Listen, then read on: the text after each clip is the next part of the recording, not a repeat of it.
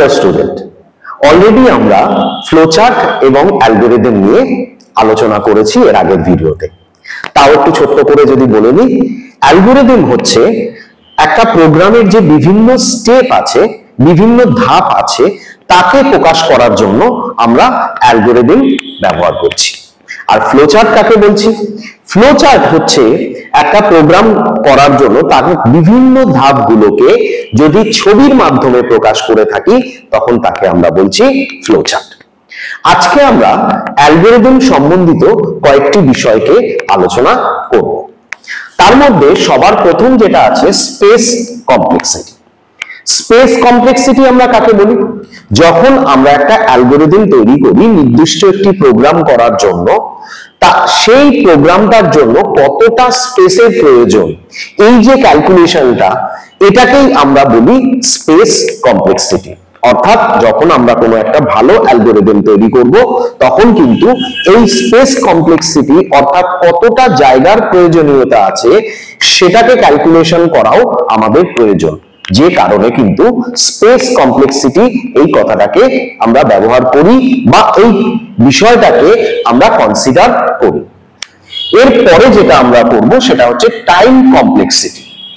Time complexity হচ্ছে একটা অ্যালগরিদমে যখন আমরা ডিজাইন করছি একটা পার্টিকুলার প্রোগ্রামের জন্য, তার জন্য সেটা এক্সিকিউট হতে কতটা সময়ের প্রয়োজন তার ক্যালকুলেশন যে করা হয় তাকে আমরা বলে থাকি টাইম কমপ্লেক্সিটি। অর্থাৎ একটা ভালো প্রোগ্রাম করার জন্য যে আমরা অ্যালগরিদম করব সেই অ্যালগরিদমে কিন্তু এই টাইম কমপ্লেক্সিটি এই বিষয়টিকে মাথায় রেখে আমাদের অ্যালগরিদমটা তৈরি করতে হবে, যার জন্য এই বিষয়টিও গুরুত্বপূর্ণ। এরপরে চলে আসছি আমরা বেস্ট কেস। বেস্ট কেস আমরা কাকে বলি? যখন কোনো একটা ডেটাকে আমরা প্রসেস করব বা অ্যারেঞ্জ করব, সেই অ্যারেঞ্জটা করতে কতটা সময় প্রয়োজন বা কত তাড়াতাড়ি হতে পারে তার উপর ভিত্তি করে কিন্তু আমরা তিনটে কেস এখানে আলোচনা করব: বেস্ট কেস, অ্যাভারেজ কেস এবং ওর্স্ট কেস। বেস্ট কেস আমরা কাকে বলছি? যেমন এই ডেটাটা যদি আমরা কনসিডার করি এটা অলমোস্ট অ্যারেঞ্জই আছে, সেক্ষেত্রে এখানে সব থেকে ছোট ভ্যালু এখানেই কিন্তু আমাদের রয়েছে। তো এই যে ছোট ভ্যালুটা রয়েছে, এই ডেটাটাকে যদি আমাদের প্রসেস করতে হয়, যেহেতু এটা অলমোস্ট অ্যারেঞ্জ আছে সেই জন্য খুব তাড়াতাড়ি বিষয়টা এক্সিকিউট হবে। সেই ক্ষেত্রে এই ধরনের ডেটা থাকলে তাকে কিন্তু আমরা বলবো বেস্ট কেস। এরপরে আমরা আলোচনা করব অ্যাভারেজ কেস। এই অ্যাভারেজ কেসের মধ্যে কিন্তু ডেটাটা খানিকটা এলোমেলো অবস্থায় রয়েছে।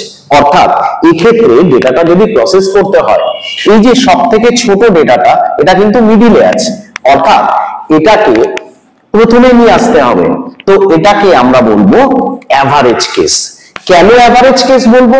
কারণ এটা মিডিওকার টাইম লাগবে এই ডেটাটা অ্যারেঞ্জ করার জন্য। এবং ওর্স্ট কেস আমরা কাকে বলবো? এই যে ডেটাটা দেখতে পাচ্ছি এই ডেটাটা কিন্তু সম্পূর্ণ হ্যাপাজার্ড অবস্থায় রয়েছে এবং সব থেকে ছোট ডেটাটা সব থেকে শেষে রয়েছে, অর্থাৎ এটাকে প্রসেস করে একদম প্রথমে আনতে হবে। এক্ষেত্রে কিন্তু আমাদের এক্সিকিউট করতে, এই ডেটাটা এক্সিকিউট করতে বা রিঅ্যারেঞ্জ করতে অনেকটা বেশি সময়ের প্রয়োজন। সেই জন্য এক্ষেত্রে কিন্তু আমরা ডেটাটাকে বলবো ওর্স্ট কেস। অর্থাৎ এই তিন ধরনের কেস আমাদের কিন্তু অ্যালগরিদম করার জন্য ব্যবহৃত হয়ে থাকে। আশা করি প্রত্যেকে বুঝতে পেরেছো এবং ভিডিওটি ভালো লেগেছে। That's all, thank you.